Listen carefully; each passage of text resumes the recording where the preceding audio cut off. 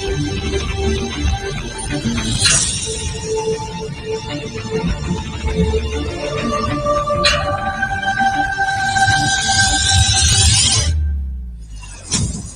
to Paradelphia Radio. This is Rick Pruitt once again from the confines of our quarantine, and I am here with a crew of our peers. If I can have them pulled up on screen here, we have, there they are, Toxic Mike in the Toxic Studios. We have Dougie Hogate Jr. and Jenna B down there in the Salem County area. Ish. I'm baking. Jen is baking as she's doing the show.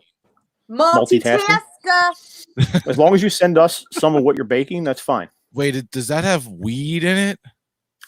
Jeez. Are you making weed brownies? Is that what you're doing in quarantine? You're gonna take one of those recipes. Yeah. I don't want anything from her because she's actually one of those people that are there to when people get tested for the corona, because I know I just had to be tested last week, and there she was standing right there. So I don't know if I want to be close to her. How'd that turn out for you there, Doug? Oh, I came up negative. It was mainly a work thing, but I did show a few symptoms, but not enough to where I thought I actually had it. So I figured we'd have heard more if you tested positive, so I thought it was a good thing. No, I would have made T-shirts and everything. Doug is No, he tested positive for the Zackley disease, where his breast smells exactly like his butt. What the hell was? She's been waiting all week to say that. She's been literally waiting all week to say that. Exactly. The only thing I've got to say, what freaked me out a little bit was they had these documents come out the day before I found out. And sure enough, on one of the papers, it said a male in his 30s from Salem tested positive. Well, I live in Elsonboro, but I didn't know how specific it was, and I thought I had it, and they told everyone else before me, but luckily that wasn't the case. Always the last to know. Exactly. Well. All right, so tonight, I promoted this earlier with my little Facebook post. We're going to be doing a show about the Jersey Devil. Mm-hmm. And we've done this before. We've done this topic before, but not quite this way. Mm-hmm. Because there's a story that's out there that is not really well known. It's not really a paranormal story for the most part. It's actually of all things, a political story, if you can believe that. What? That has to do with the Jersey Devil. And so we're going to get in. Yeah, we're going to get into that tonight, and we'll touch on some of the strange, like we always do. We always manage to work that in, but the story itself is not really a paranormal story. So it's interesting though, and it's much more plausible, I suppose, if you were of the skeptic mindset,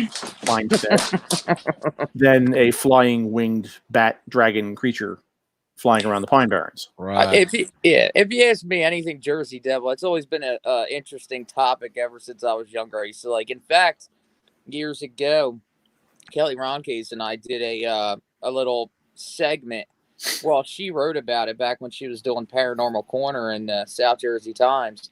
And then there was South Jersey News did a segment, and I think the last time I heard, less than a year ago, she still got contacted from people who wanted to know all about this picture this guy supposedly taken, I forget what town, somewhere up in Camden County, but right. But it's amazing. I mean, it's been sightings since forever, always, from everywhere. Yeah. So yeah. So this is a bit of a weird twist on the story, but it's definitely interesting. Oh yeah, definitely interesting. So before we get into all that, you guys have any news for the week? You've been in quarantine like everybody else. How's that going for everybody?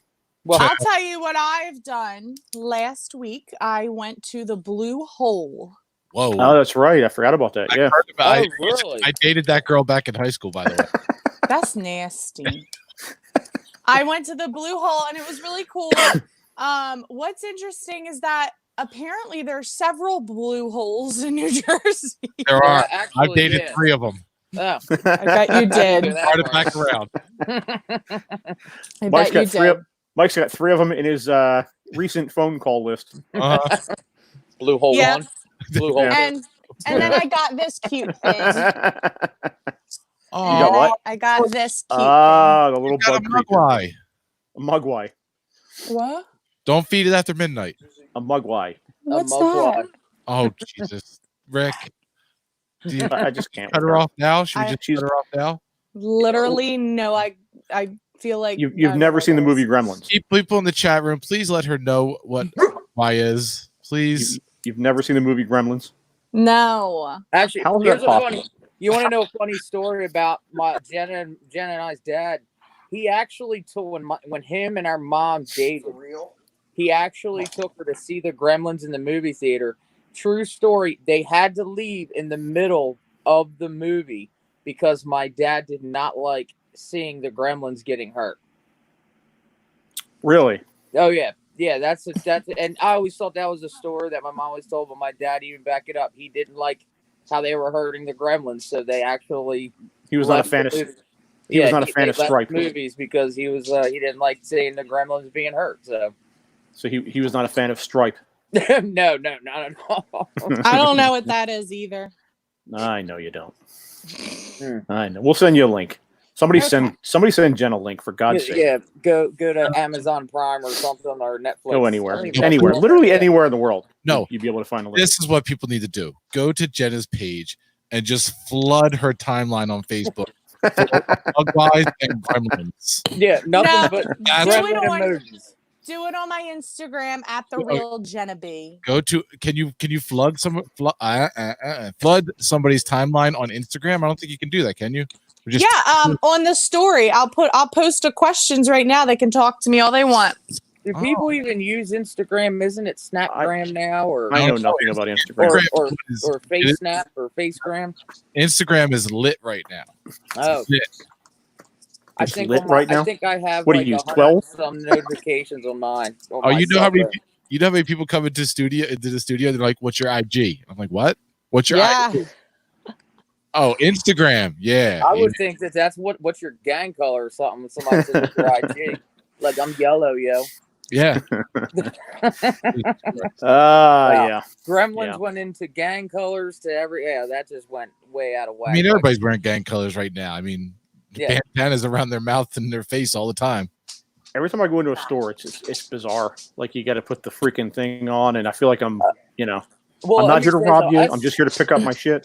right. That's like me. I mean, that's the thing. I'm still working even through this and wearing that thing constantly, something on your Mhm. face. I mean, Right.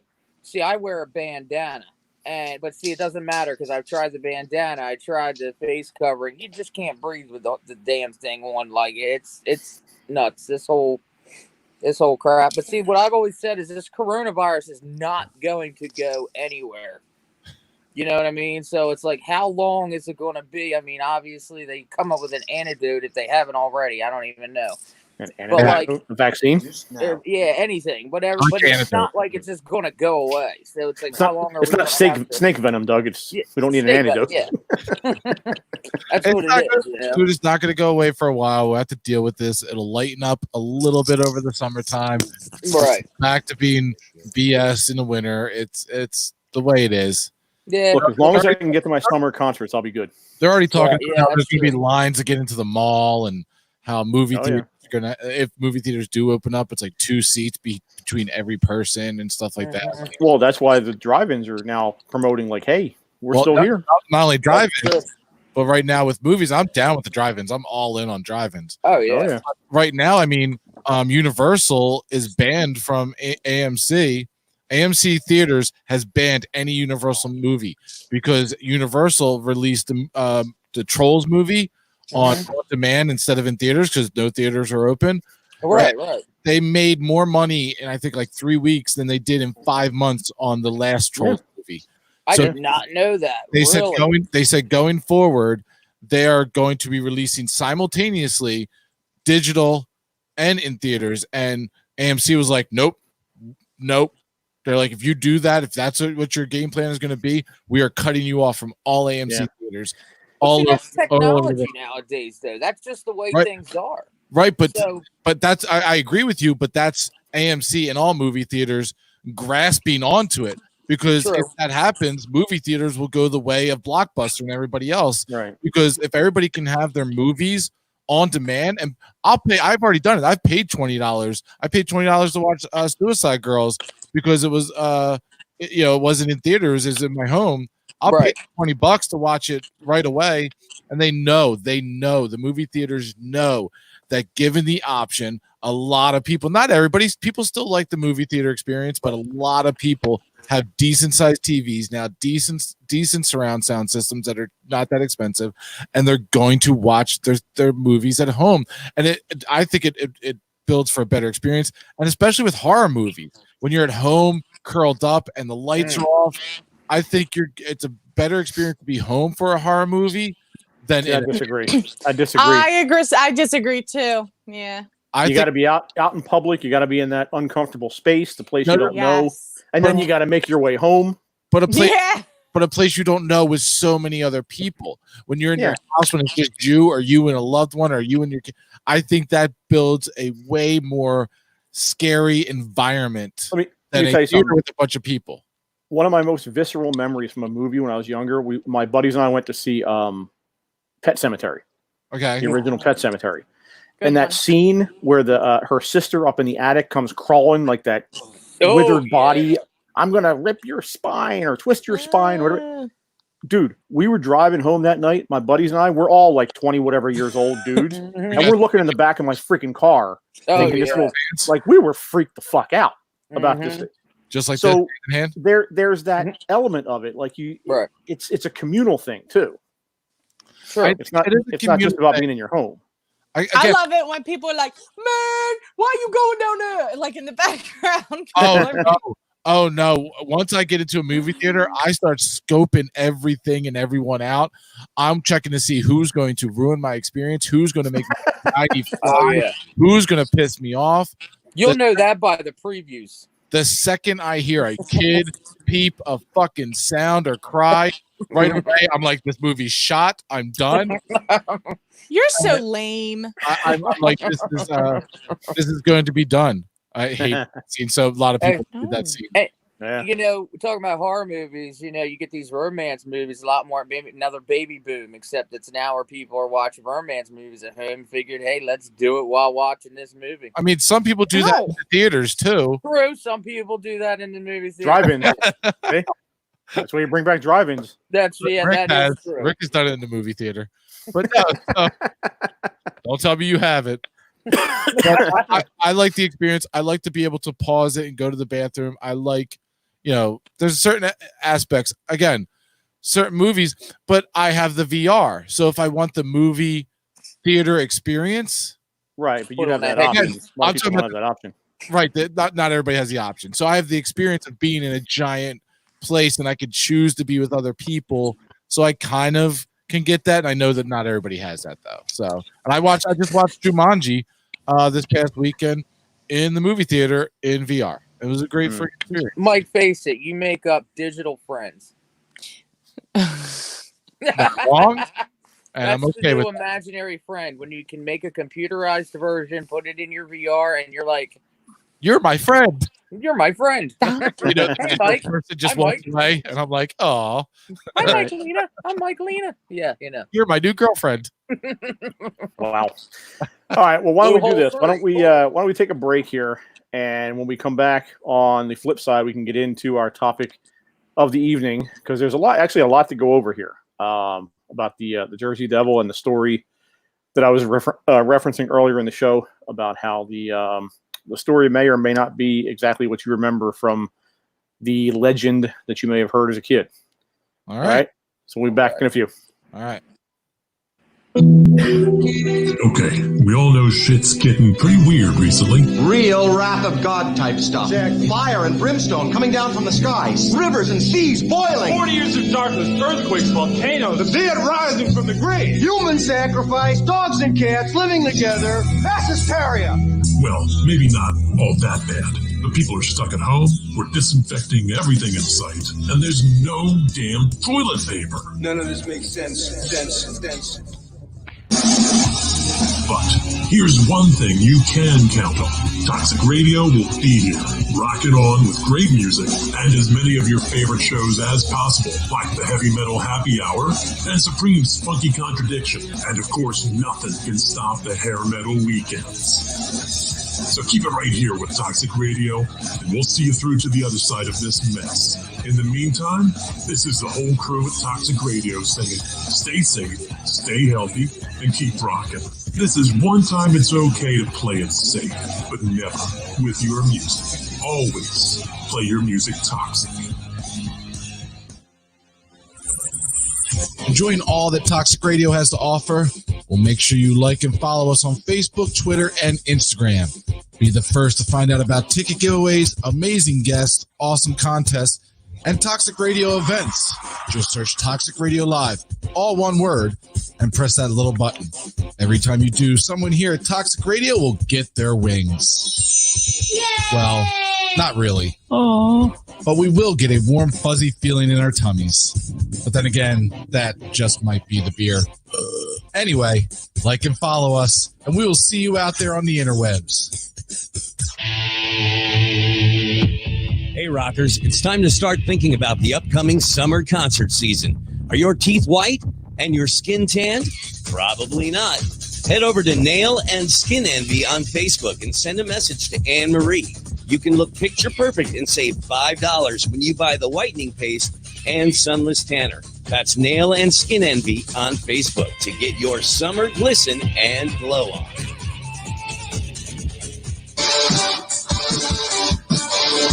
Planning your Saturday night can be a bit of a bitch. How about we make rock, not war? Load up Toxic Radio every Saturday night for the Heavy Metal Happy Hour with the one and only Fishman. I don't know how to put this, but I'm kind of a big deal. There will be interviews, ticket giveaways, a little bit of banter with Toxic Mike, and of course great metal from the 80s all the way through today. Starts at 7 p.m., runs until Fish says it's over. Get out. Catch it only on Toxic Radio. Don't play it safe. Play it toxic. Hey, buddy. Raw. Hey, man, that's a sweet Heavy Metal Happy Hour t-shirt. Where'd you pick that up? Thanks, dude. I got it at the Toxic Radio shop. Toxic Radio has a shop? Yeah, dude. It's in the app or online at toxicradio.net. That is sweet. Yeah, and I also got a rockin' Toxic Radio hoodie and a Red Band Underground shirt. Dude, I'm gonna look so rockin' at the party tomorrow. Well, I think you look pretty now. Oh, thank you. Wait, what? The Toxic Radio shop is a place to get all your Toxic Radio gear. Shirts, hoodies, stickers. Find it at toxicradio.net or on the app. Don't buy it safe. Buy it toxic. Hey, where you going, man? Some radio stations say they play everything that rocks. Coming out to the light of day, we got many moons that are deep that place, so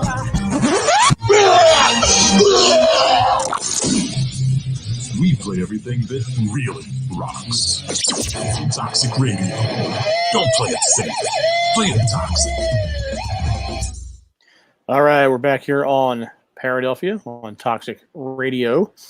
And we're going to get into our topic of the evening here, the story of the Jersey Devil. But again, maybe not the story you've heard. So the way I want to start this, let's go over the story that is typically out there, because that is the cliche, that is the story that in a nutshell is and has been told over campfires in this area for literally hundreds of years. Right. All right, basically.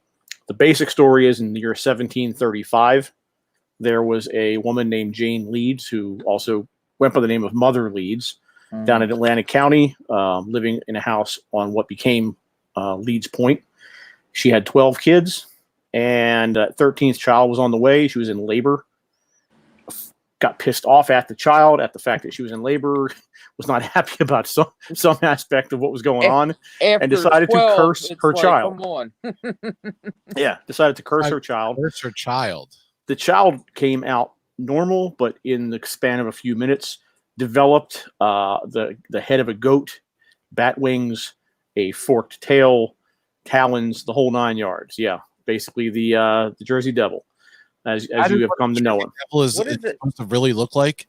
It What's looks that? like Croc. It looks like it's wearing Crocs. It, Just saying. that Just is saying. 100% true. It looks like wearing Crocs. It's time travel, But anyway, Jersey sorry. Devil was the first to wear Crocs. Hey. That is hilarious. What is that? I think that's supposed to be the hooves, but yeah. Who says the devil can't be in comfort? That is Hey, true. He's been around for 300 years. If he get tired. Hey. Wow. So again, he came into existence, flew out of the chimney of the house, and has been terrorizing the area ever since. So this is the story, generally in a nutshell, that has been told about the Jersey Devil for years and years. But there's another way to look at this, and again, it's not a supernatural angle; it's more of a religious/political angle. Okay. So the way you have to kind of look at this is take a step back and look at the Leeds family to begin with. All right.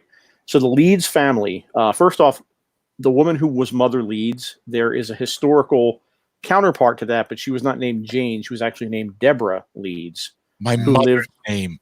I knew it. Deborah Leeds. Is Mike the Jersey Devil?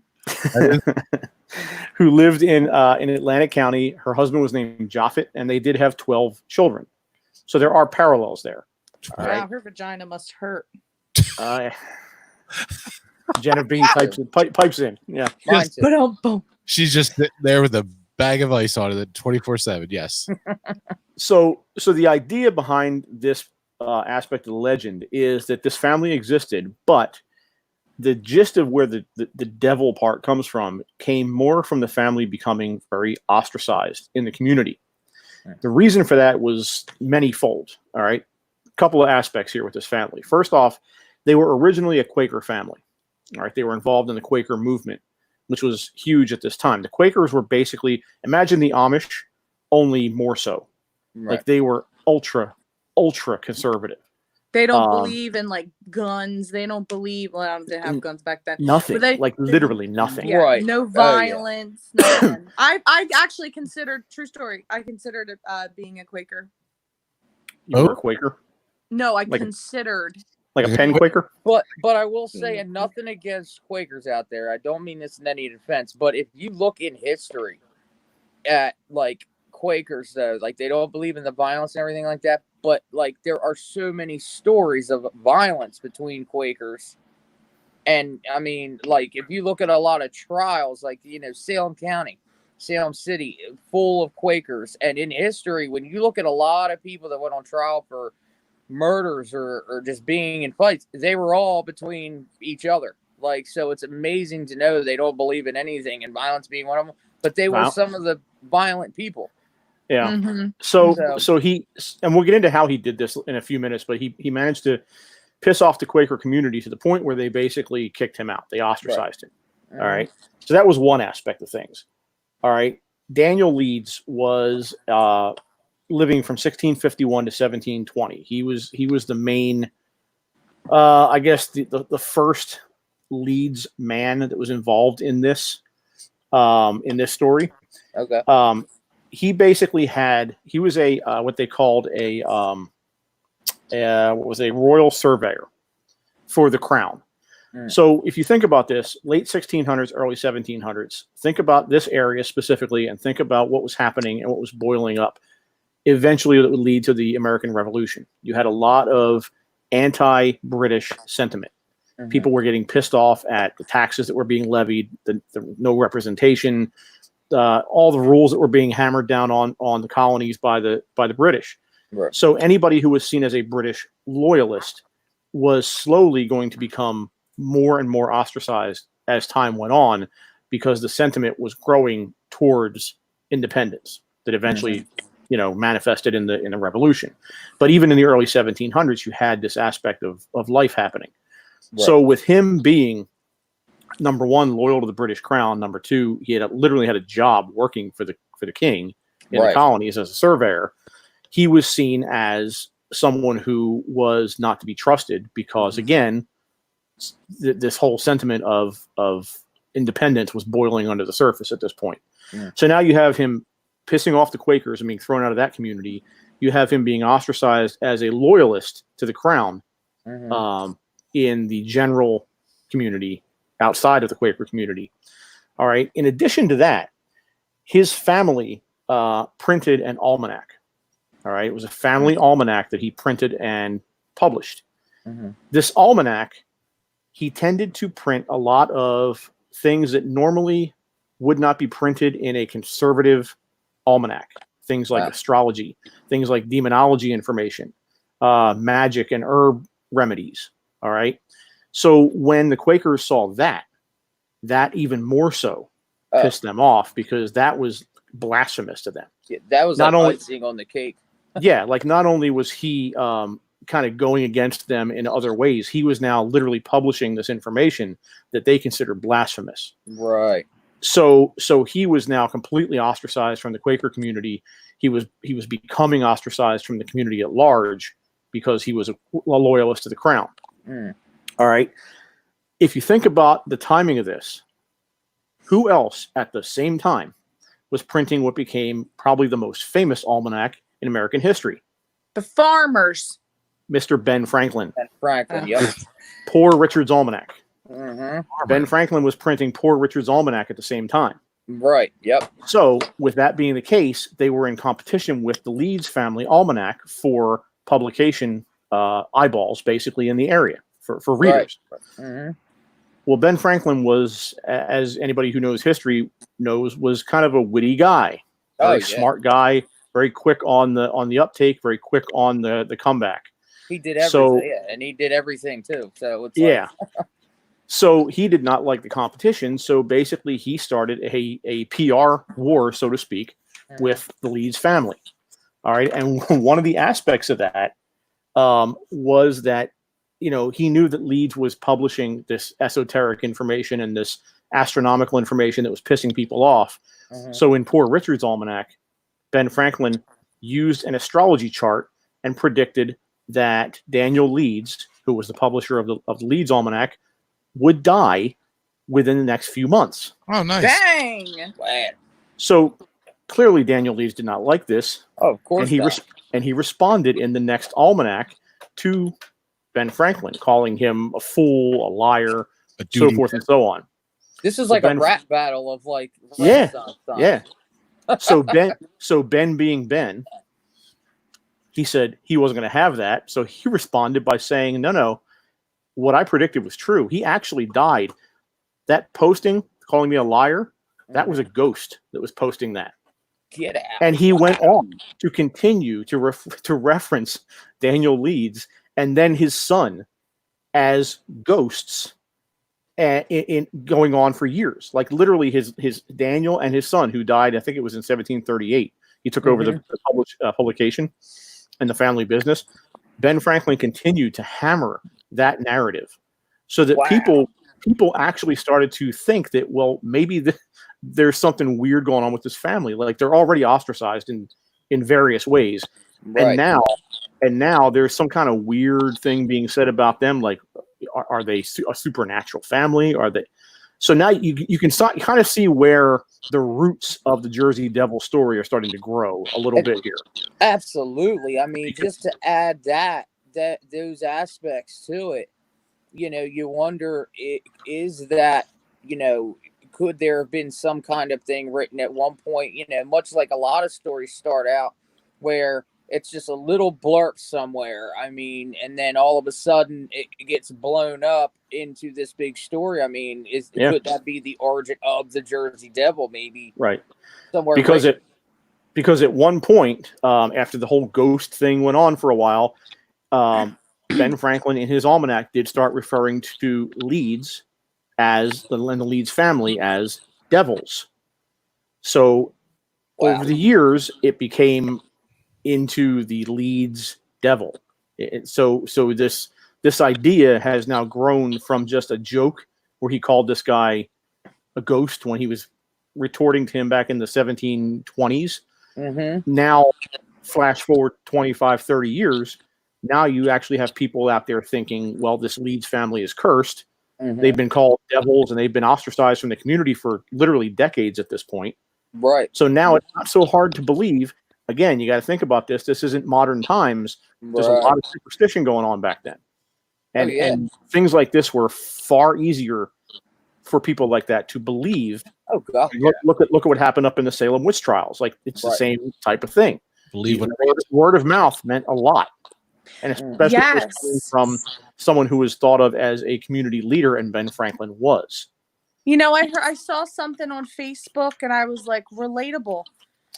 People that have allergies are modern day going through like Salem, like what the people thought that, you know, you were ostracized as a witch or whatever. Because I think you have the Rona.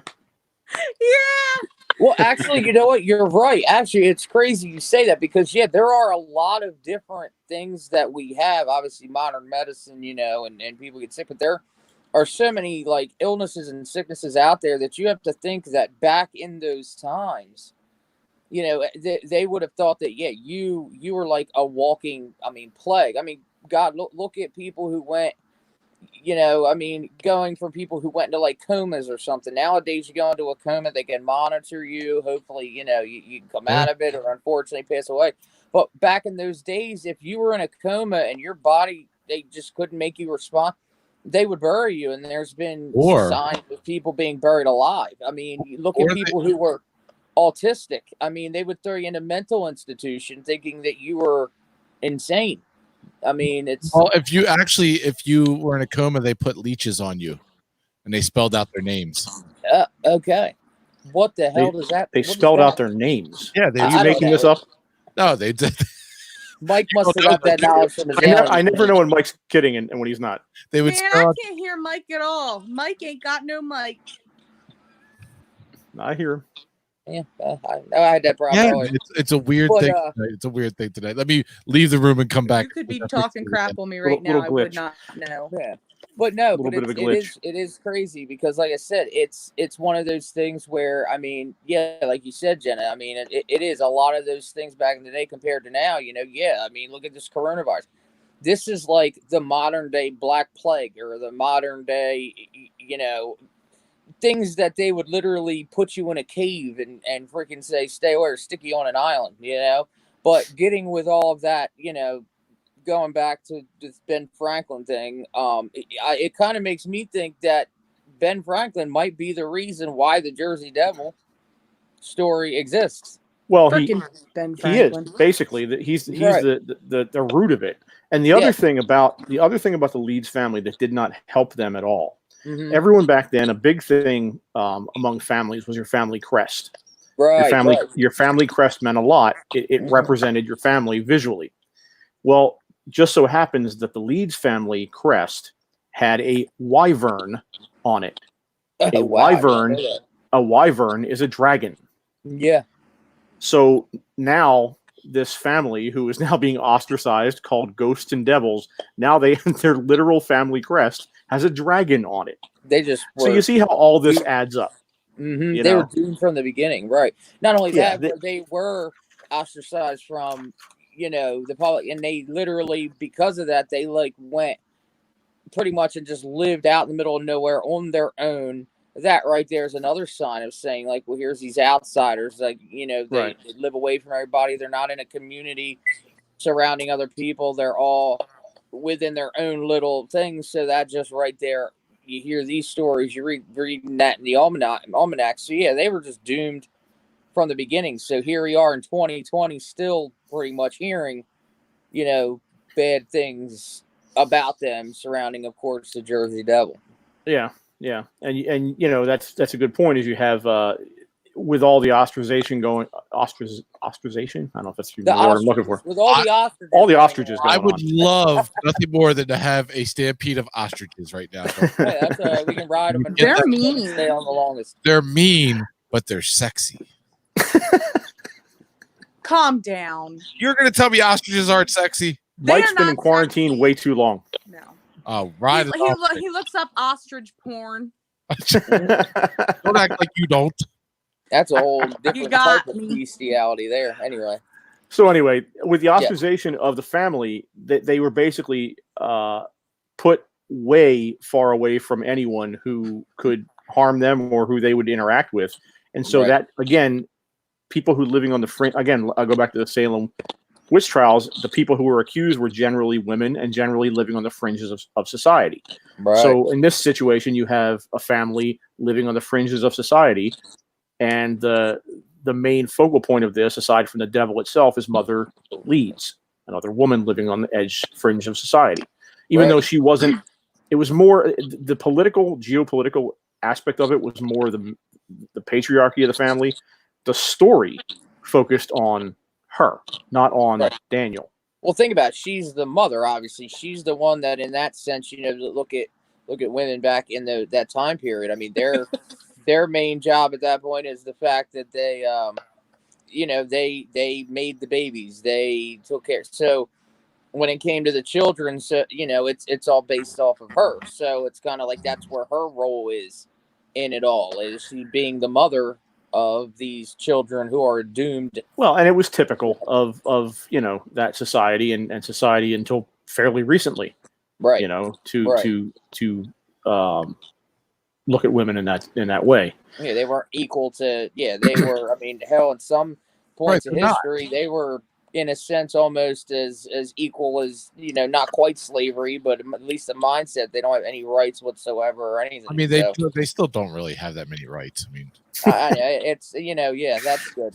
Send your hate mail to Toxic Mike. No, I was getting ready to make a smart comment too, but then I'm sitting there thinking maybe I ought to stop. For once, I thought before I spoke. Yeah. Hey, little fun fact. I was going to say this, but you said about mostly women, were for the accused of being witches. Did you know that 2 dogs were actually accused and executed for being witches? There was a man also being witches or being familiars. No, for being witches. Really? We started a new segment on Paradelphia called Fun Facts with Jenna, and it's like audio production with it. It's like Fun Facts with Jenna. Fun fact time. And then every time we just do it randomly, she has to have a fun fact ready to go. Yeah, it's like fun fact time. Yeah, or something. And I break into song a lot too, so maybe we should have one about that. My God, Fun that's a whole other song. show. Is it? You gotta bring your show back, Jen. Your cup of TB or whatever that was. What I don't want to do it on this. I want to come into the studio. That's where I live my best. Hot Carl with Jenna B. What was it? Hot Carl. I like the TB one. Or TB. Watch us. Calm down.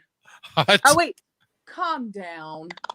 I was looking at you like the Brady Bunch. I see. Yeah. That's very good. That's very. I say, be like, shut up, Jenna. All right?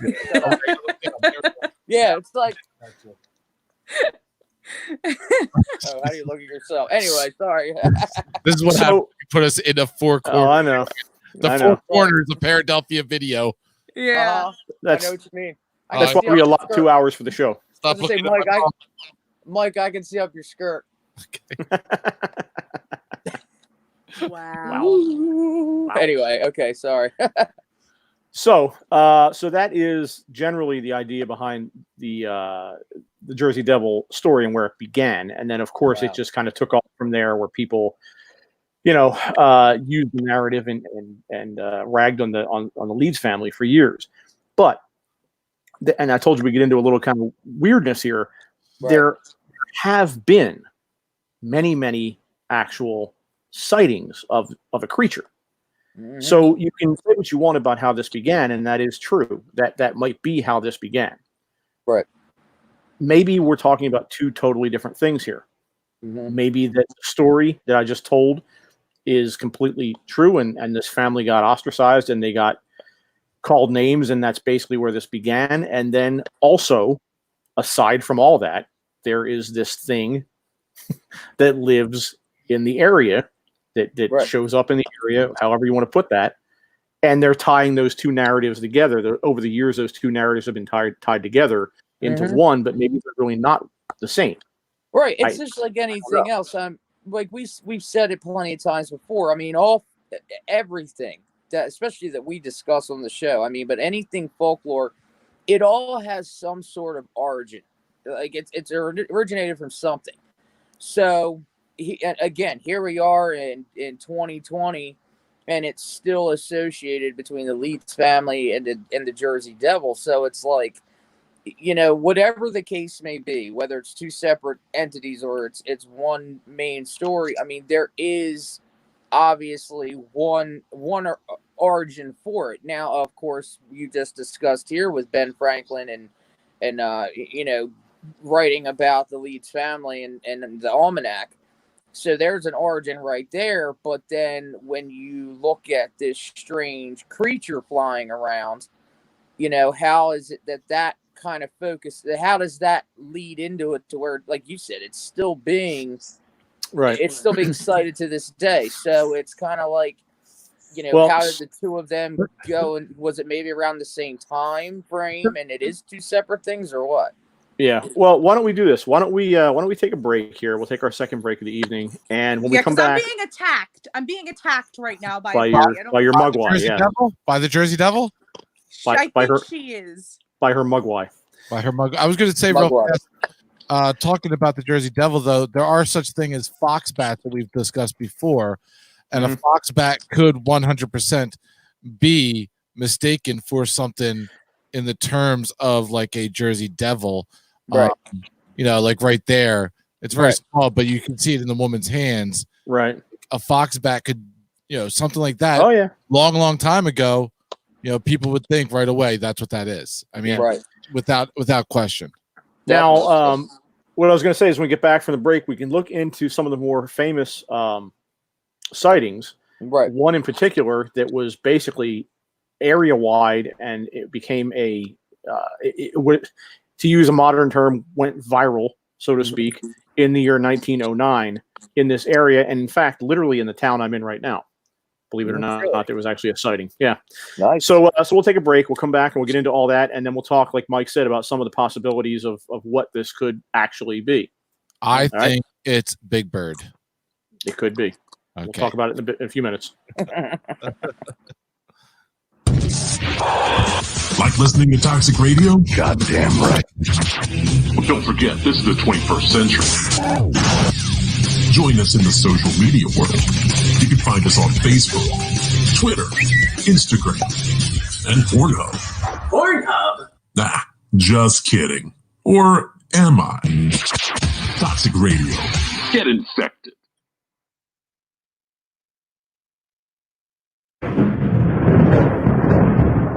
Master, dinner is served. Igor, it's not that I don't appreciate the effort, but I prefer my meals uncooked. And how many times have I told you about using garlic? Yes, Master. Forgive me, Master. Please. Bite into Paradelphia. Thursday nights at 8, only on Toxic Radio. Paradelphia. Because what if it's all true?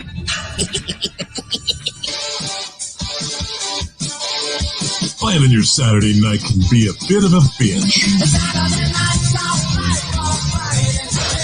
How about we make rock, not war? Load up Toxic Radio every Saturday night for the heavy metal happy hour with the one and only Fishman. I don't know how to put this, but I'm kind of a big deal.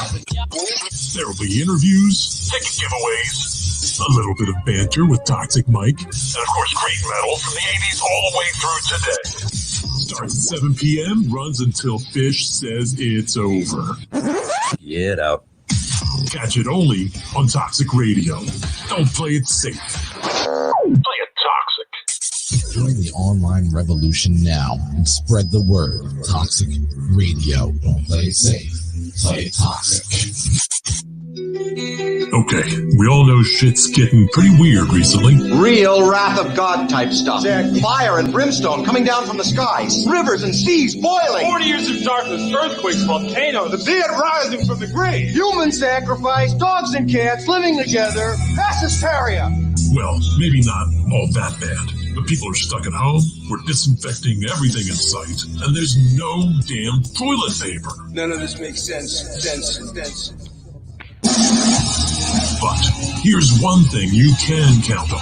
Toxic Radio will be here, rocking on with great music and as many of your favorite shows as possible, like the Heavy Metal Happy Hour and Supreme's Funky Contradiction. And of course, nothing can stop the Hair Metal Weekends. So keep it right here with Toxic Radio, and we'll see you through to the other side of this mess. In the meantime, this is the whole crew at Toxic Radio saying, stay safe, stay healthy, and keep rocking. This is one time it's okay to play it safe, but never with your music. Always play your music toxic. Toxic Radio. I got my Magnum condoms. I got my Water 100s. I'm ready to plow. Don't play it safe. You won't break me. Play it toxic. Some radio stations say they play everything that rocks. Coming out to the light of day, we got many men that are deep in place, so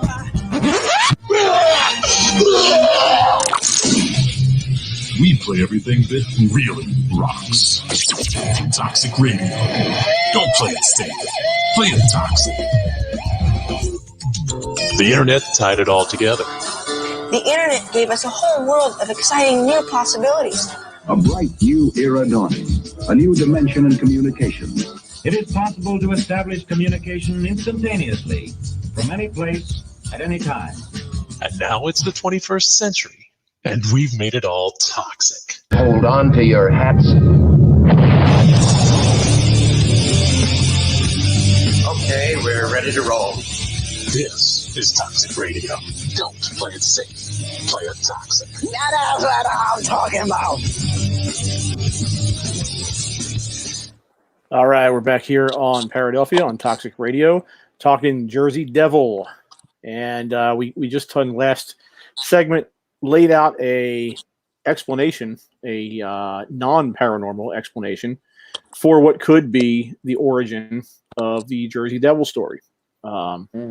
Basically leading back to the Leeds family being ostracized by many aspects of the community, getting into a pissing match with Ben Franklin over rival almanacs, and having Ben Franklin basically label them as ghosts and supernatural and eventually devils, and one thing leads to another, and you have a legend being born. Ben Franklin does it again. He's the reason for the Jersey Devil. And he's the most badass rapper you'll ever know. So aside from that, and you knew we were going to get into some crazy stuff tonight, there have been, over the years, sightings of some kind of a creature. Right. It's been called Jersey Devil. It's been called various things, but there has been something being sighted out there. Right. So I'm going to go over a little bit of a list here of some of the more famous sightings of this creature. The first one comes from the brother of someone who is very, very famous, Joseph Bonaparte, brother of Napoleon, actually had a Jersey Devil sighting in the year 1820 in Bordentown. Really? He did, yes. Wow.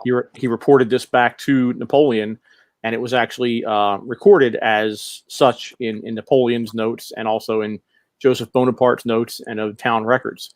So he is on record. Bonaparte, Napoleon Bonaparte's brother, had a Jersey Devil sighting. No way. That I did not know. Cool.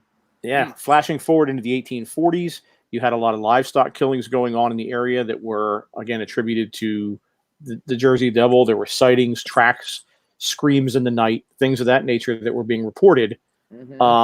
Again, it could be wolves, I guess, or foxes, or I'm not sure what. I don't think we have wolves in this area, but we certainly have foxes and predators that could go after farm animals. Right. Or it could be the Jersey Devil. Or it could be something like that. One does not know. I know coyotes are a thing now, but I don't know if they were a thing back in those.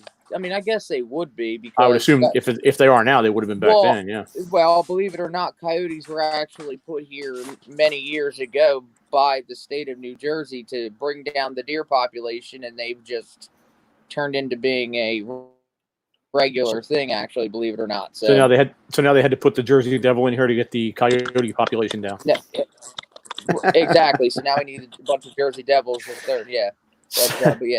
So flashing forward to 1925, there was a farmer in Greenwich Township that actually shot a creature that was trying to attack his chicken coop. Supposedly, he took photos. I don't have those photos. Nobody seems to have those photos. Why don't you have Right, those of course. As is often the case. Those photos are on Jenna B's Instagram. But but he claims that the photos were taken and that nobody could identify the creature that he shot. So take that for whatever it's worth. 1937, you have another creature that was unidentified with red eyes. It was seen near Downingtown, PA, and reported to police. Boys in Gibbstown. What the hell is that? That is a flying lemur. He has red eyes. Is that native to New Jersey? I don't think so. Aren't lemurs in lemurs are in like Madagascar or something? Mike's just googling things with wings that look weird or something. By the way, do you think Genevieve's dog came from New Jersey? That thing came from somewhere totally different. She brought that here. She came from Wisconsin. It was sold in a Chinese market.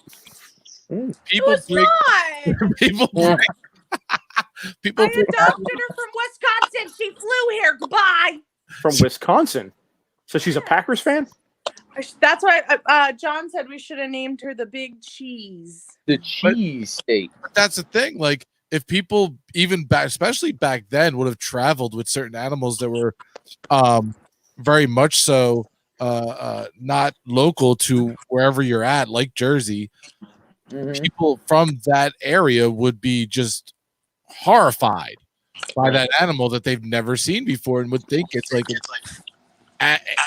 some kind of demonic or alien creature. Yeah. Well, the way my puppy's acting right now, she's very demonic because she's doing nothing but beating me up. Isn't that kind of how like the breeds? Isn't that like how breeds of like dogs, like they came from countries and they were brought here and during immigration and whatnot? Isn't that how different breeds like that have come here? Some of them, yeah. Some of them, yeah. So again, you have 1957. You have boys in Gibbstown that saw a monster that matched the devil's description. In 1960, you actually had merchants that banded together in Camden, New Jersey, and they offered $10,000 for the capture of the creature, and they offered to build a private zoo if someone caught this creature. So it got to a point. It got to a point where they were actually trying to like monetize this in some way, and promote, a reward for this creature. But the biggest rash of sightings that has ever happened happened in the year 1909, and basically they were happening all over the area. All right, so this was a rash of sightings that happened during 1 week, from January 16th to January 23rd in 1909. There were literally hundreds of news articles in papers all around the area, and everywhere from North Jersey to PA, Delaware, down into Maryland, that were telling of sightings of this strange creature. Basically, you had police in Camden that at one point had fired on a creature that they saw during this week. You had a trolley car right here. I live in Haddon Heights. This is not the middle of the Pine Barrens by any means. We are literally 5 minutes outside of Philadelphia. But there was a trolley. There's a train station on the other side of town that I guess used to be trolley cars back in the day. And there was a trolley car that was supposedly attacked by this creature right here in my town during this week in 1909. Wow. Yeah. You had unidentified prints in the snow that were all over the area, in the Pine Barrens, down into Delaware, into PA, down into Maryland. It got so bad, people were so freaked out, and this was such front page news. And I have a newspapers.com subscription, so I'm going to try and go in the next day or so and find some articles and post them on Twitter and Facebook about this, because they're talking about hundreds of articles. There's got to be stuff in there that's interesting to read. Right. So this was so prevalent and freaked people out so much, they literally closed schools, and workers who were outside workers doing jobs outside were told to stay home. No way. It was everywhere for this 1 week. Everyone saw this creature everywhere, and it freaked people out to that extent, where they were literally closing schools and telling kids not to go outside at night and telling workers to stay inside. Yeah, sort of. And it got to a point where the Philadelphia Zoo got into the act, and they offered a $10,000 reward, and said that they would, and 10,000 back then is, you know, what, 50 or 60 now. God, not 100. Yeah. And they said they would house the creature if it was found. Now this led to some hoaxing. One in particular, a guy showed up with a kangaroo that had wings and claws glued onto the kangaroo, and he tried to pass it off as a Jersey Devil. That's what I think we would do. If they ever did that again, that's what we should do. Get a kangaroo. Jenna can have it flown in from Wisconsin. Put wings on it. And wait, did you just see that alien of a dog? Can we just put wings and claws on that thing? That bug guy? Look at this face. How could you see that? Look at those eyeballs. She's trying to bite me. It's like a bumblebee without wings. She's man. He's still jet lagged. Yeah, right. Does he talk with an accent? Do Wisconsians talk with an accent? Sure they do. What are you talking about? I don't know. Maybe they talk like That's Canadian. Canada. It's Canada. I can't do a Wisconsin accent right now. I know they have one. It's Canada, Wisconsin. It's the same thing. Yeah. So now getting into Mike talked about a couple of different possibilities earlier about what this truly could be. Right. And obviously one of the answers is it could be an actual flesh and blood animal like the giant fox you showed there a little while back. Yeah, the fox bat, which is giant. Fox bats. I remember I learned about them way back in the day. But are they in Jersey? Are they native? They are not Jersey. They're where are they from? Hell, it looks like. I think they're from like Africa or something like that. But I'm trying to bless the rains down in Africa. Sorry. That was beautiful. That was. Can you do that again? I bless the rains that was down in Africa. A real thing that I wanted to hear. So yeah, so a fox bat is fucking scary. Damn. Is it wearing a wig? Yes. That looks like a werewolf with wings. I can't get over their hair. It looks like it's got some kind of 1970s like hairband hair. Like it should be on tongue out. What's going on down here? I don't know. It just got done listening to Kiss. That's what I bought. On the same token, here's a bunch of. But I mean, obviously, now if that was native, oh gosh, excuse me. If What's that was tab? Pornhub? What is that? I'll teach you about that later on. Anyway, if that was native to New Jersey, then I would say that's absolutely got to be like close to being the answer right there. You know, because that damn near absolutely looks like it's something. If it was native, or if maybe somebody brought one over here somehow for some reason. But maybe like if that's the problem is though, if they're breeding? native, I mean, look at that thing. Tell me that does not look like, if you saw that, imagine if you were outside. Let's just say, for example, Rick, let's say you're outside middle, like, I don't know, 11, 12 o'clock at night, you know, walking the dogs or whatever, and that thing just all of a sudden flew. If I see a 4 foot tall bat dog winged vampire creature coming at me, right off the bat, would that not be, any of you guys, would that not be something right off the bat you say, holy shit, I just saw the Jersey Devil? Oh yeah, absolutely. Especially if you're knowledgeable in what the Jersey Devil is, like for real, right? Not just thinking of like movies like where it's an actual devil, but if you're knowledgeable in that, that's exactly what you think it was. Yeah, seeing something like that, absolutely. I mean, that thing, that doesn't even look real. I mean, that's a freaking dog that half dog, half bat. I mean, well, the crazy thing is, Rick and his wife will be fostering one of these next week. Yeah. Be in their house. He just texted Taryn and said, "I have an idea." Don't laugh. Don't put it past me. Don't put it past me. All of a sudden, Rick, the New Jersey Devil, all of a sudden we will be seeing them, and all be because of the Pruitts. Yeah, man.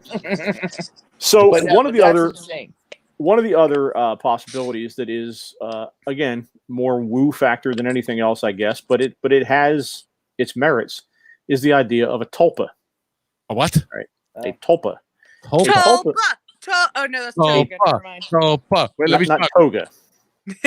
Not toga, Mike. Not toga. Chug. Oh, you weak. It's okay. It's lime and prickly pear cactus beer.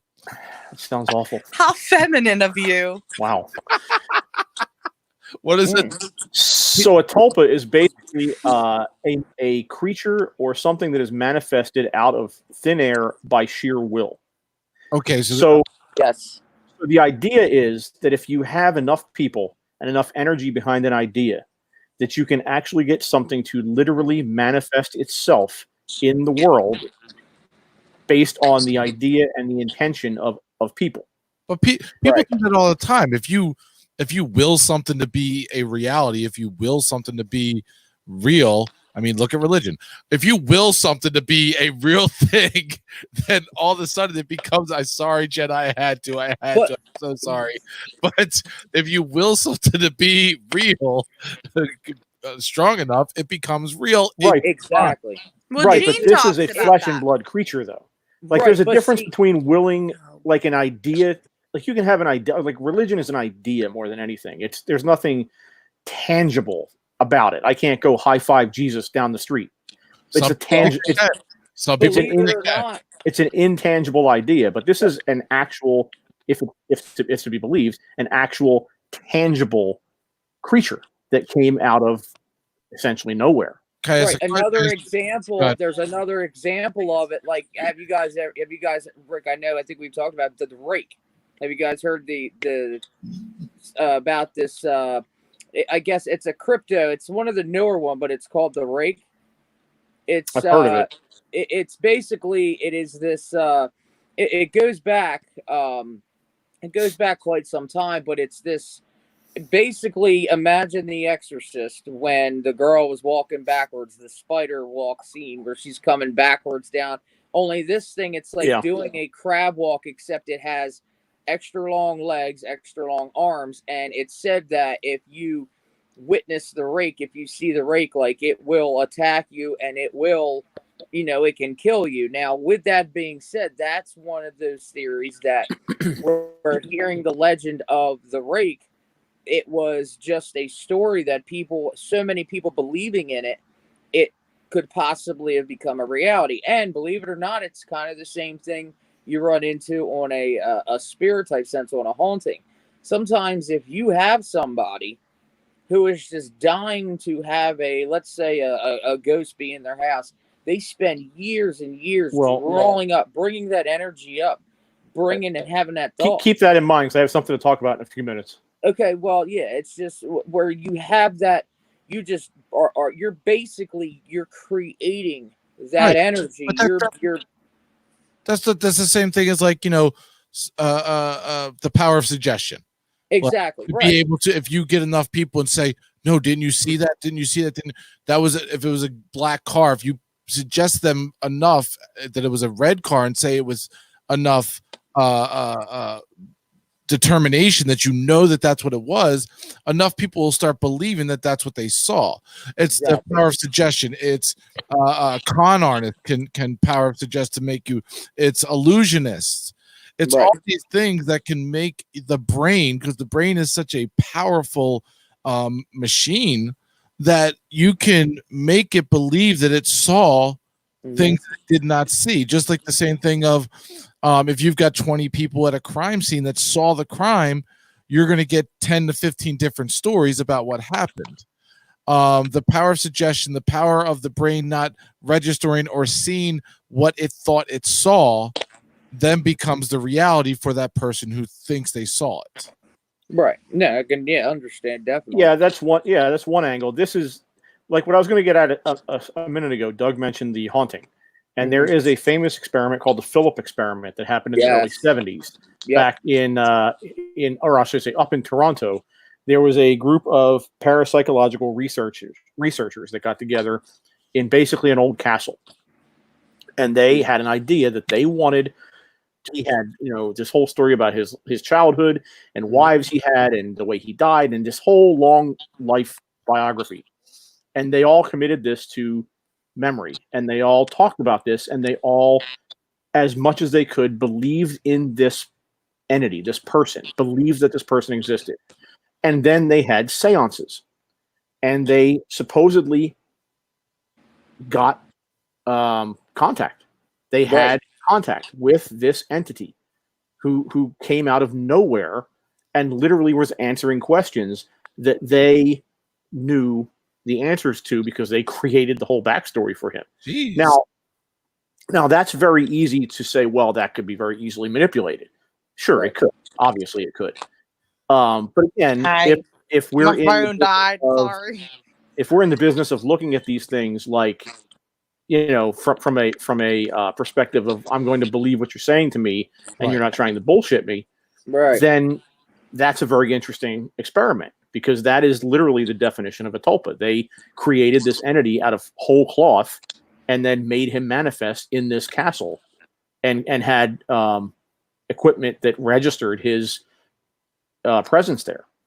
And if you think about it, I mean, I know this is really taking it out there, but it's almost like, could that be another explanation or another thing of, our existence? Like, we talk about it before, our existence being, we're controlled by, what if we're just an avatar or something like that? Well, were we just thought up by something or some kind of entity or whatnot, and that goes to our existence. So it's just seeing that and hearing that would explain Genevieve's dog.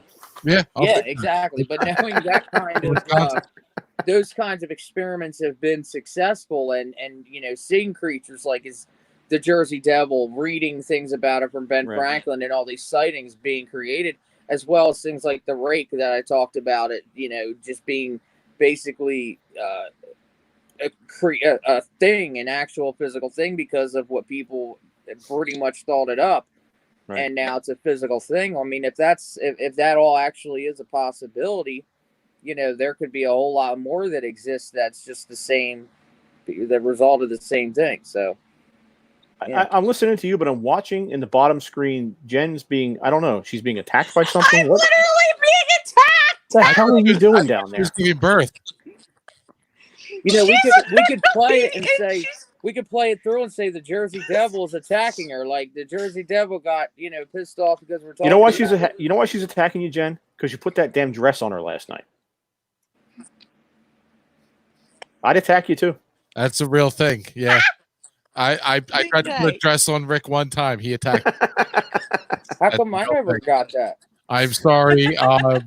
You got to pay extra for that, Doug. Yeah, he paid a little extra. He made it rain. Christmas bonus. Dress on him. Can I make it rain? Can I make it rain with IOUs? Yeah. Yes, you can. I do it at the strip club all the time. Do you know what I saw? This is completely off topic, but it's just funny. I saw I think it was on Facebook or something earlier, or Twitter. There's actually a drive-through strip club somewhere. I think it's in Wisconsin or Portland or something like that, where basically the girls are outside dancing on poles outside, and you literally pay to drive past, kind of like a safari, like the Great Adventure Safari. Are they like the monkeys, and they'll jump on your car and shit down your windshield too? Steal your hubcaps. I will pay for that. You throw dollar bills out the window and now shit. Like that it's hysterical. Is how you handle going to a strip club during the coronavirus. Yeah. I like it. Yeah, I like it. It's pretty funny. Yeah. All right. Anyway, a socially distant 6 foot away tap dance. I like it.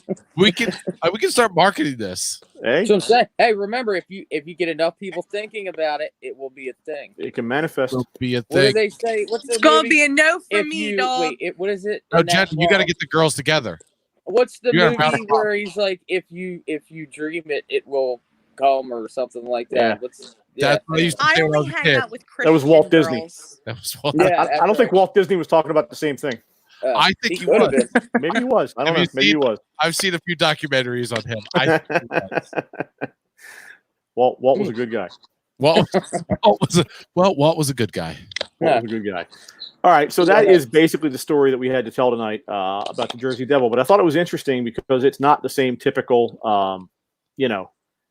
monster in the trees kind of story that you get. Oh yeah, it's a more realistic based story, and it is documented. Like this actually did Right. happen to this family. Mhm. And you can see documentation of, Ben Franklin doing this and creating this narrative about this family that eventually I'm sure became, turned itself into this greater story and this supernatural type story. Right. But like I It's almost- said, you have the story and then you have the creature. And do they tie together like people have been doing over the centuries, or are they Right. two totally separate things? No, right. That's and the again, question. exactly. And again, it's one of the things that a lot of people with any story, what made, like you said, what made that story come about? Like what was the cause of that story to even be in existence? Of, the one we all know, Mrs. Mother Leeds having the 13th child, which in the attic got loose up the chimney, and that hence the Jersey Devil. Like what originated that entire story to be a thing? And now, of course, hearing about this story right here, I mean, it's almost convincing, almost in like a court of law, that's a pretty good piece of evidence saying where it all Right. possibly came from, where it originated. So Right. All right. So we're normally a 2-hour show, but again, quarantine, and we kind of are winging things here. But I could get naked. As you could, and that could be another 45 minutes. So It's gonna be a no from me, dog. 45 minutes to take my clothes off. I thought, I hope so. Oh, look, now I'm under Rick. Tickle.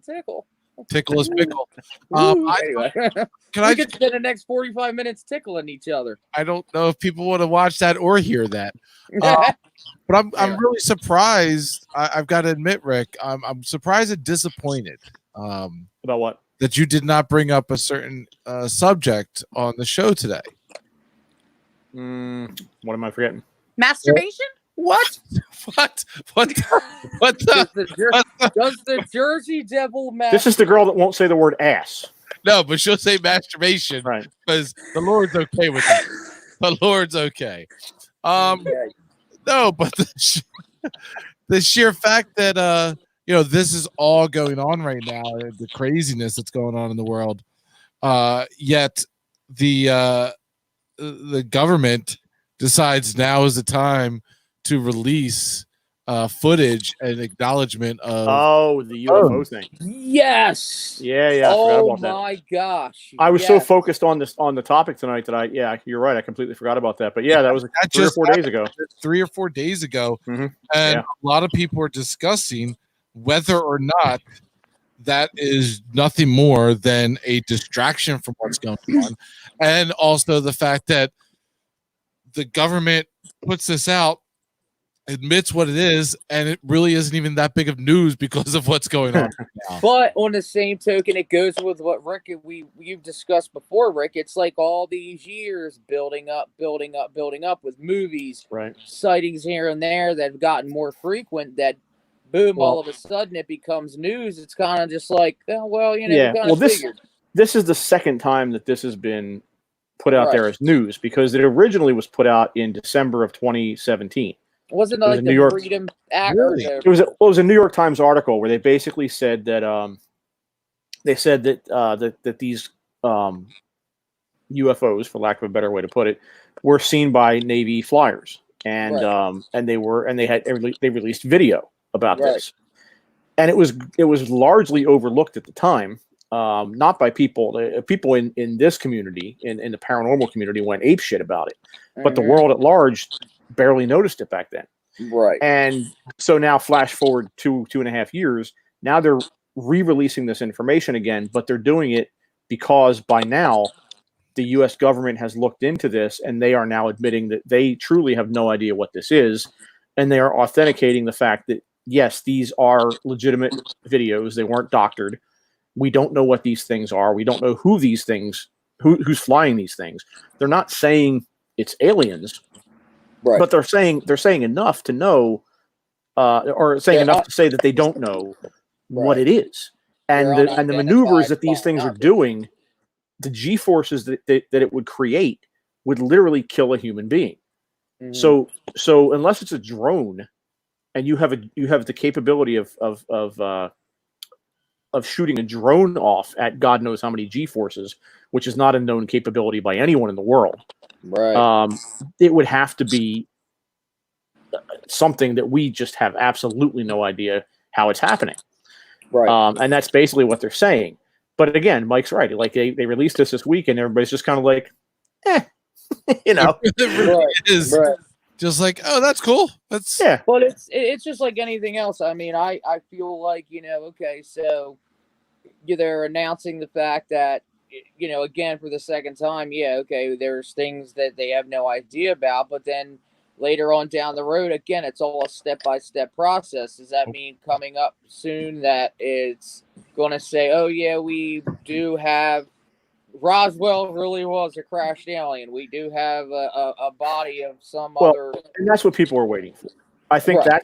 that's people. This kind of stuff is interesting, and it will get a certain amount of play. Right. But I, honest to God, think that you have people out there who are so utterly skeptical of everything that they literally will not believe. Yeah, now. Mike. We don't even believe in the internet. Literally will not believe anything unless it's dissected in front of them. So you can have a video like that, and you can see the video for yourself, and you can see that there's no way that there's anything that we know of, and the government admits there's no way that there's anything we know of that can do this. And you can have that made as a statement by the U.S. government, and people just go, yeah, but I don't know what the yeah, but is. Yeah, but it was photoshopped. Yeah, but because they're saying that's not what it was. They just have no idea. They don't know. Like you said, it could be just somebody that's been a group, a secret society that's just been figuring out, let's make the world think that there's freaking aliens and UFOs. I honestly think it's a fear thing. I really do. I think it's based in fear. Well, people don't want to know. They want to know, but they don't want to know. And the more they're finding out, the less they want to engage with it, because the more they're finding out, the more freaked out they're getting.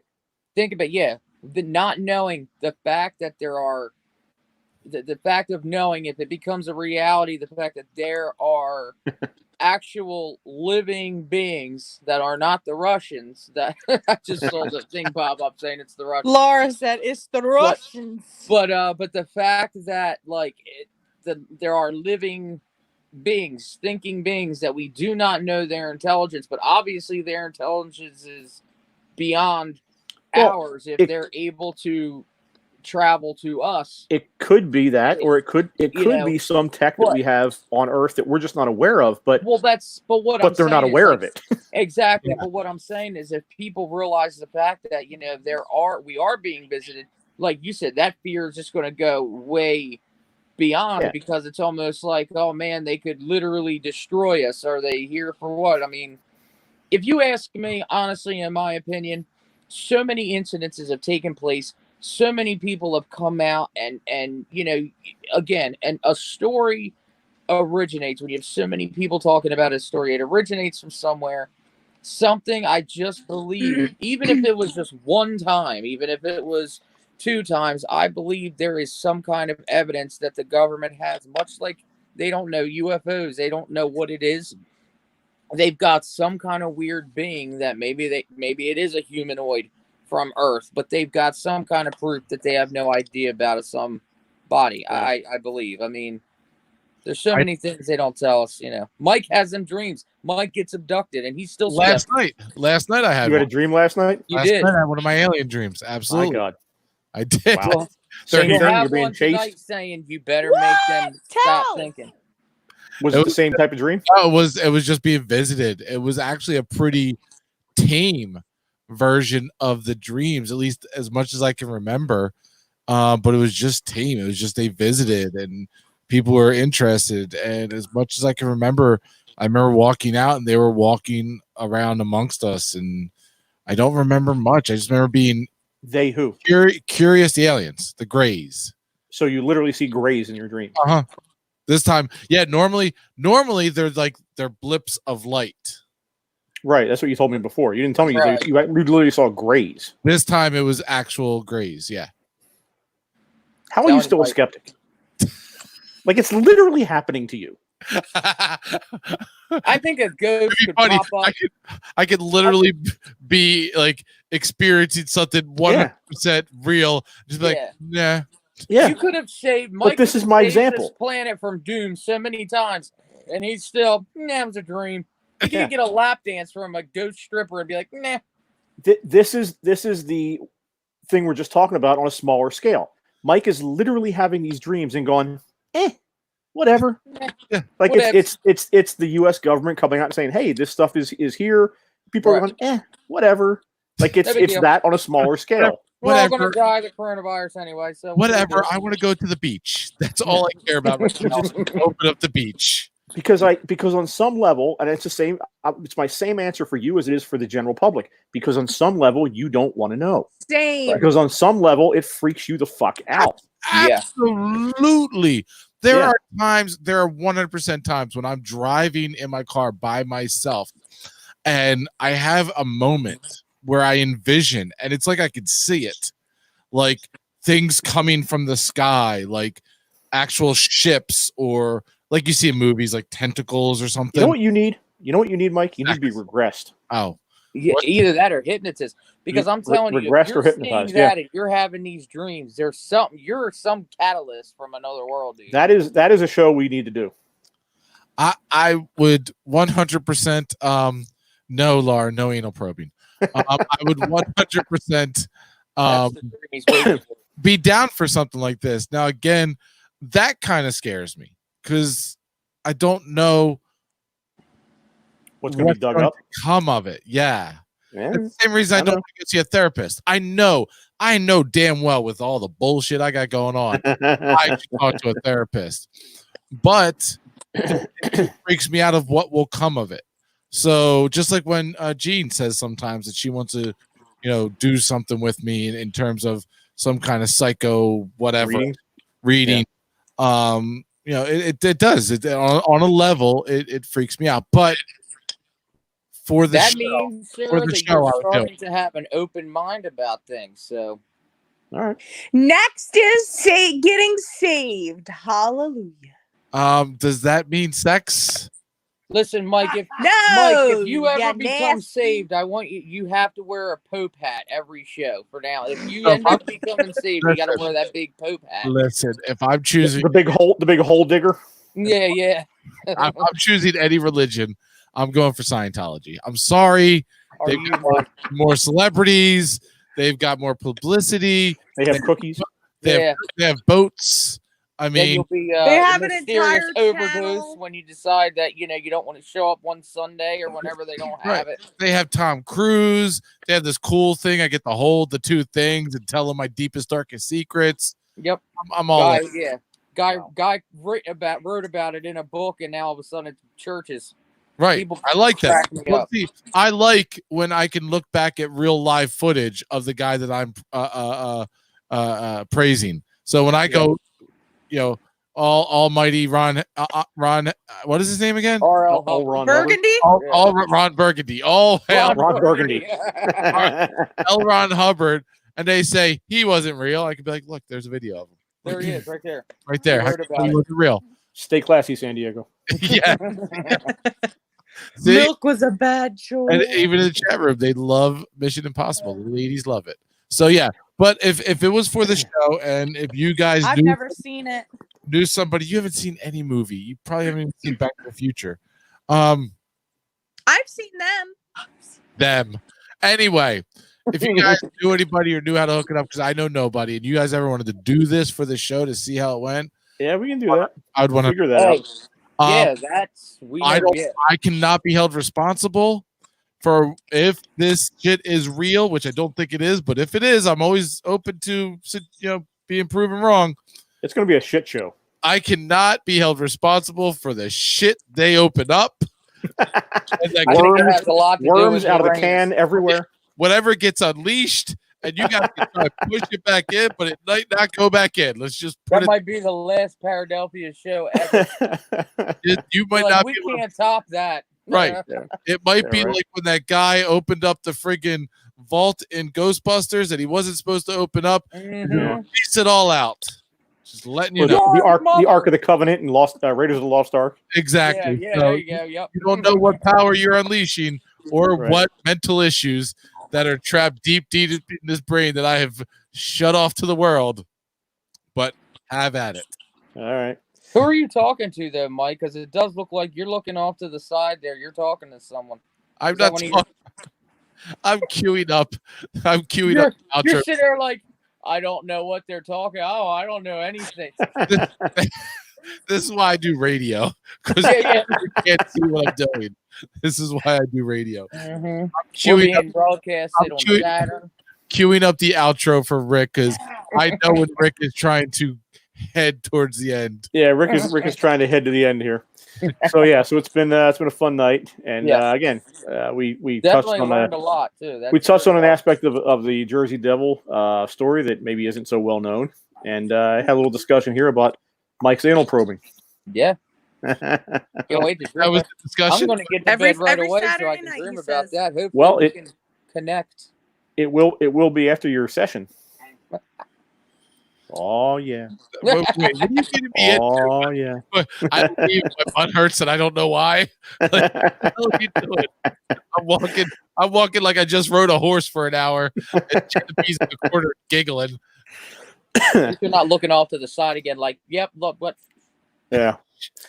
All right, guys. So it's been fun. So I'm going to wrap things up here for the evening. So for Doug, for Jenna B, for Toxic Mike, I am Rick. We are in Paradelphia. We'll be back next week, and we are out of here.